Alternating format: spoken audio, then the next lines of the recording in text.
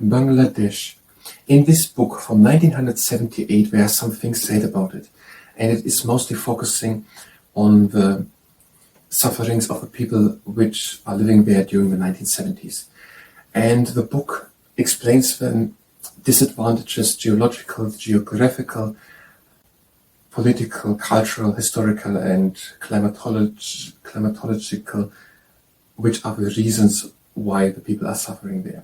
Now, the book says then, for example, that there can be cyclones. And there was, for example, in the year 1970, a cyclone, so a very big storm, through which 500,000 people died. Or there is the monsoon in the summer months, and if that fails, there's drought.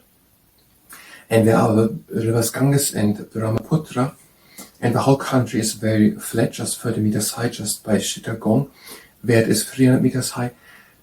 So it's just very low, and there can be a lot of flooding, and sometimes it is not possible to distinguish between flooded area and lakes and rivers and so on. And then there is written that there's also now coal, or just poor quality coal, and now larger mineral deposits. So industrialization based on extracting minerals isn't working. And then the book says that the region Bengal, it's not explained what now exactly is Bengal, so I don't know exactly, but the region Bengal was known for muslin and silk. But then during the British rule of India, and partially of Bengal obviously, I guess, then the center of Bengal was moved to the western part of Bengal around Calcutta, with the main port. And now the jute, which is something, was grown in eastern Pakistan, or is still, and then in the mills in western Pakistan around Calcutta, processed, and then from there the main ports probably shipped on. And now when India was partitioned in 1947, then the western part of Bengal seems to, the book isn't saying it, seems to have stayed in India. So there was, for example, Fazlul Haq in 1947, and he, for example, advocated for a separate Muslim state. 80% of the population in the 1970s of Bangladesh are Muslim. And now India was then partitioned in 1947, and there was then West Pakistan and East Pakistan, and they were one country. So India and then West Pakistan and East Pakistan, today's Bangladesh. And for 25 years that was so. But here the book says that many people of East Pakistan were thinking that the jute then sold in Western Pakistan, the revenues of it were used to build up the industries of Western Pakistan and not of Eastern Pakistan. Many people in Eastern Pakistan felt disadvantaged through Western Pakistan, that's the book saying. And so it was then in 1970, the big cyclone, and then there was an election, and then the people voted in Sheikh Mujibur, and he wanted then, and he advocated for an autonomous Bangladesh or East Pakistan.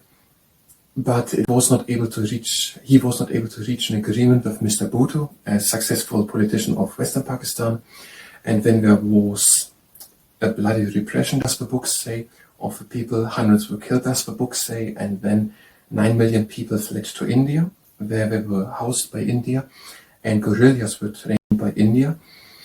And the book says that then Pakistanis attacked a surprise attack on an Indian airfield. And then the book says that following that, India entered into eastern Pakistan, and within 13 days overthrew, together with the guerrillas, the Western Pakistani rule in East Pakistan. And then in December 1971, Bangladesh, as an independent state, was with the capital Dhaka. And that is according to the Reader's Digest Library of Modern Knowledge, Book 3, Part 22, Regions of the Earth, written by Hugh Clayton, John Cole, Michael Frenchman, and D.H. Sinclair, on the pages 1130 and 1131, all written in 1978. The positions and views expressed are the ones of the source and don't necessarily align with my own or with the ones of the entity spoken of. Hi and welcome. I'm trying to learn international studies, today Bangladesh, and after we've done it, we're going to do arm strength training. And if you participate in the arm strength training, then it's at your own risk. This is part 4 or 5 already where we're reading that, and the book is from the 1970s. So all information are from the 1970s. I can't believe that information is singular and plural. all the information up from the 1970s. Okay, Bangladesh. Now we had so far here. We are preparing a presentation now in the beginning before we come into the history part, where we are right now with our preparation for our presentation, that it was a part of Pakistan. So we read the history part and the last part of Bangladesh about Pakistan, and there was written that India was then part of the British Empire, and it was Bengal, which was then West Bengal and East Bengal, and also Pakistan, all a part of a British India. Then in 1947, that was separated, and Pakistan became a country, so West Pakistan and East Pakistan. But of Bengal, just the eastern part became part of now the Eastern Pakistan, Eastern Pakistan part. Western Pakistan with Calcutta stayed in India. So 1947, India was split into Pakistan and into West Pakistan and East Pakistan. And East Pakistan did not have the western part of Bengal, only the eastern part. And when in 1971, East Pakistan split it off of Pakistan, they are lying over 1,600 kilometers far off, and it became Bangladesh. And the other one is Pakistan. Okay, 25 years apart of Pakistan is East Pakistan, and there are many problems. It was 9 months of bloody struggle, 1971, the independence. There are the rivers, the Ganges River and the Brahmaputra, which are fanning out when a lot is transported over these riverways.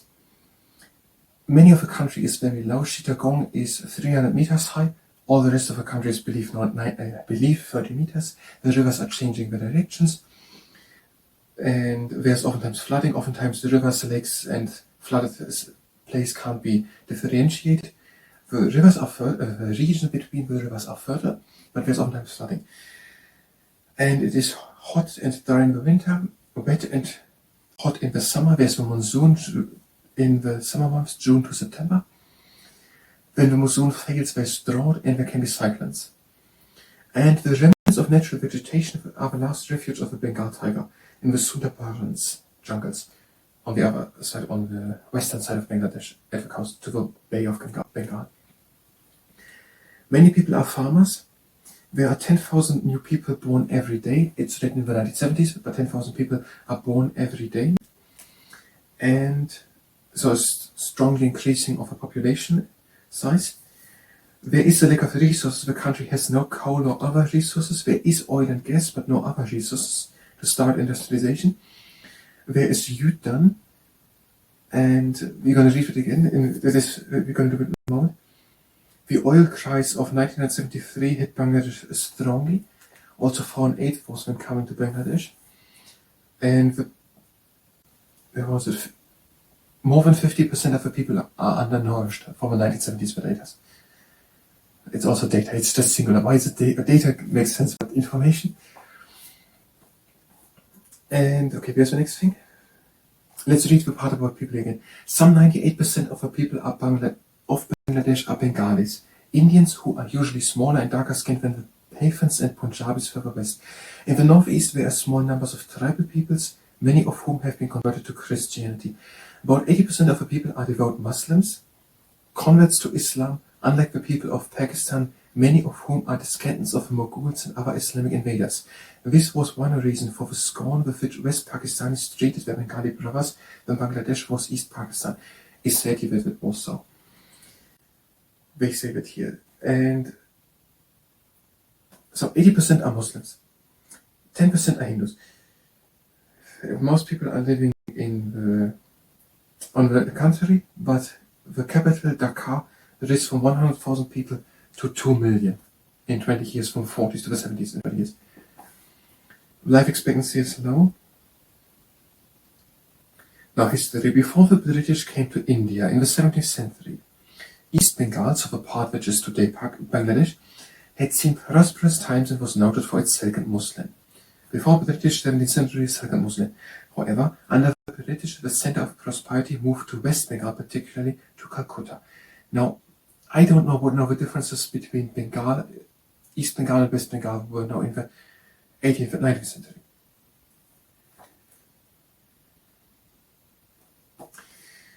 In the political debate before Indian independence in 1947, East Bengal's largely Muslim population included leaders such as Fazl Haq, who was a strong advocate of a separate Muslim state, Pakistan. Okay, before the independence of Pakistan of India, before 1947, there was, for example, Fazlul Haq, who advocated for a separate Muslim state, Pakistan. Also, 80% of Bangladesh are Muslim. Other leaders urged the creation of a separate united Bengal. Was Bengal now separated before 1947? As it reads out of it, but I don't understand it. Was East Bengal not part of the British Empire? That makes sense. Okay, we have at least found an explanation. I don't know if it's true, but it would make sense. Bengal was one country in the 17th century. Then in the 18th century, the western part of Bengal became a part of India, and that separated then Bengal into western and eastern Bengal. That would make at least sense, but I don't know. However, Bengal was split when India was partitioned on independence, so 1947 was the split. But if it was on independence split, why should have moved the center with Calcutta to West Bengal? Why the British were there? Or was the major part of, or was the part where the youth was south of Bengal, not just in Pakistan, but also the center of Bengal was in Western Bengal. So Bengal had no longer the main part with Calcutta in Western Bengal, which was when after 1947 in India, but also the main part where the youth was sought and other things from the eastern part of Pakistan were now in Western Pakistan happening. So it was the main part of Pakistan in West Pakistan and the main part of Bengal in India. Even East Pakistan became the poor relation of West Pakistan. In the political debate before Indian independence in 1947, East Bengal's largely Muslim population included leaders such as Fazl Haq, who was a strong advocate of a separate Muslim state, Pakistan. Okay. Other leaders urged the creation of a separate, united Bengal. We're going to stay with the way I think.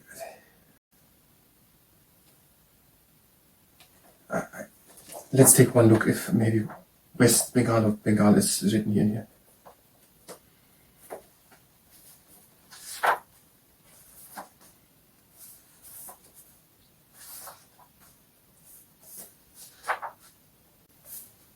West Indies, Vineyard Island, Yemen. And let's take a look at Bengal, Belgium, Belize, Benin. Where is it? Not. Okay. We just not take it one point, we don't understand. Bengal was split when India was partitioned on independence. East Bengal found itself part of Pakistan, whose natural center and leadership were 1,600 kilometers away to the west in Karachi. East Pakistan became the poor relation of West Pakistan.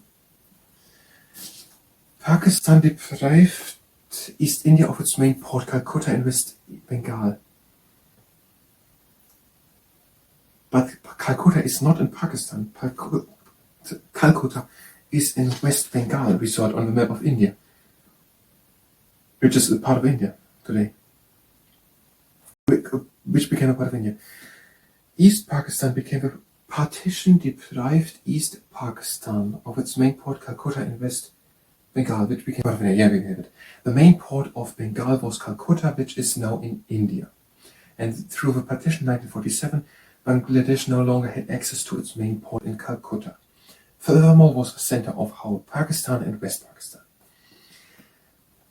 East Pakistan's main export was jute, but virtually all the jute processing mills were in or around Calcutta. Okay, Bangladesh, East Pakistan, or today Bangladesh, was producing jute, but it was then exported or sold what it was in Calcutta, which was no longer part of East Pakistan, but of India now, 1947 onwards. The jute processing mills, so not just the ports or something, the mills which were processing it. I couldn't find out what jute is. I looked it up. I don't know what it is. I looked it up in one book. And where was it not written? So far I don't know. New jute mills were built in East Pakistan, but the resentment grew in the province. The Bengalis claimed that the West Pakistanis used export earnings from jute grown in East Pakistan to build up their own industries, and that East Pakistan was nothing more than a colony. Okay, new mills were built in East Pakistan or in Bangladesh. But during the same time, people were saying that West Pakistan was using the exports of Eastern Pakistanis jute to build up the industries of Western Pakistan, but not of East Pakistan. In 1973, elections were held in Pakistan for the first time. They coincided with a catastrophic cyclone, Bengal's worst disaster for some years, when about 500,000 people were killed. The Bengalis claimed that the ruling West Pakistanis neglected to give them aid and overwhelmingly voted for Sheikh Mujibur Rahman's Awami League, which demanded autonomy from West Pakistan, except in defense and foreign affairs. 1970, for the first time 3 elections in all Pakistan.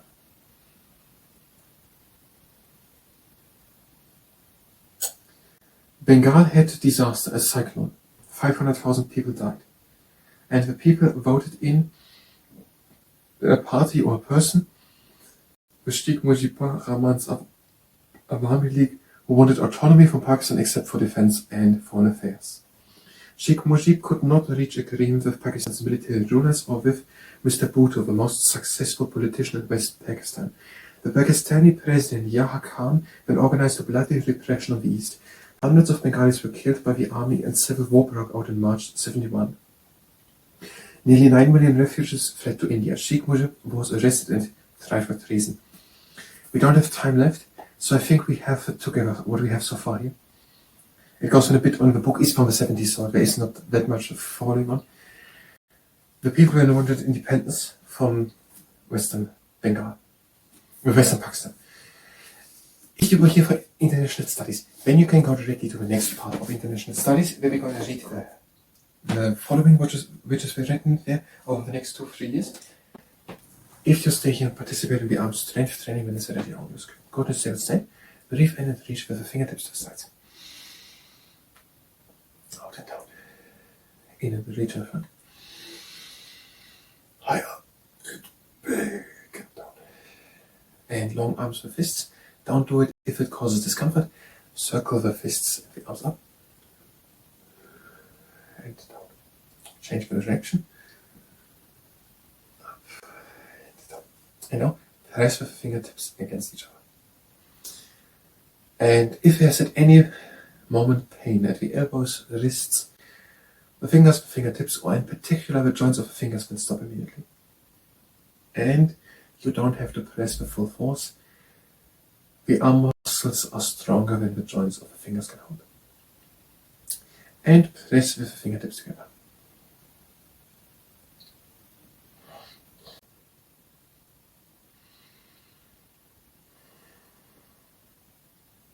And the next exercise, press with the fingers into the finars of the upper hand. If it causes damage at the skin or at the nails, don't do it. The arm over crossing the body comes from the top. Press and give in. Down with full force. Press and give in. Press and give in. Press in. And 2 more times. Press. Press. The hand over crossing comes from the bottom. Press and give in. Press in. 1 more time. Press and give in. Press. 1 arm out and press. Give in. Other arm out. Press and give in. 1 more round, and then we're going to do 15 seconds push-ups. You can do wide push-ups or smaller push-ups. Hands underneath the shoulders, then the elbows close to the rib cage, or wider apart, and the elbows can be more to the outside, tuck the tailbone. And 6, and 7, and 8, and 9, and 10, 11, and 12. I think these were 15 seconds. And now, look, loose the hands and the arms to the sides, so the arms in front, and backwards. And go with moderate pressure over the middle part of the lower arm. And on the other side. And it was a bit reason we don't have time left. Armstrength training. I thank you very much and until next time.